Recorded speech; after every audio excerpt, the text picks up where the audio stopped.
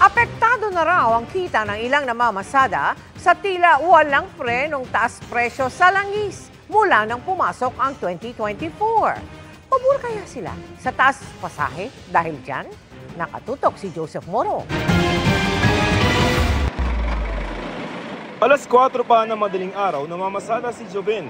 May naitabi na siyang 750 pesos na pang-boundary pero wala pa dyan ang pangkain.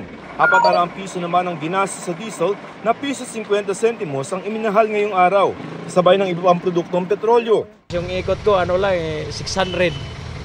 Tama lang talaga pangkain yung ikot ko ngayon. Mas mabigat sa mga driver ng mga minibus sa modern jeepney na mula 2,500 pesos hanggang 2,800 pesos ang ginagastos sa diesel para sa 4 na ikot maghapon. Kaya wala pang 4,000 pisong pang-boundary si Norbert ng aking makausap. Ang pinaka-uwi na lang po namin, sapat lang, mga pangkain na sa pamilya. Yan. Pangkain sa pamilya po. Mga 1,800. Sa bawat taas presyo ng diesel at gasolina, bawas kita ang ibig sabihin yan para sa mga driver ng mga pampublikong sasakyan. Ngayong taon pa lamang, 5 beses na nagtaas ng presyo ang diesel at gasolina.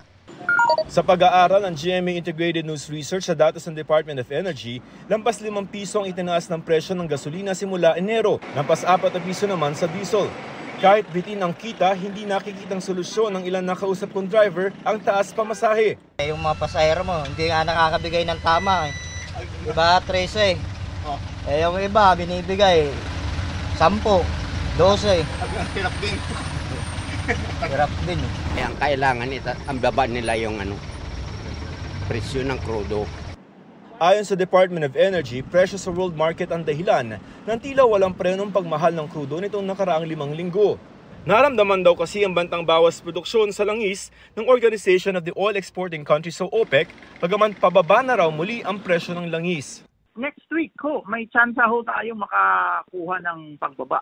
But please know, pag disappointing ho ang January niyan, baka bumawi sila sa February, kaya again magiging volatile na naman yan. Para sa GMA Integrated News, Joseph Morong, nakatutok 24 oras.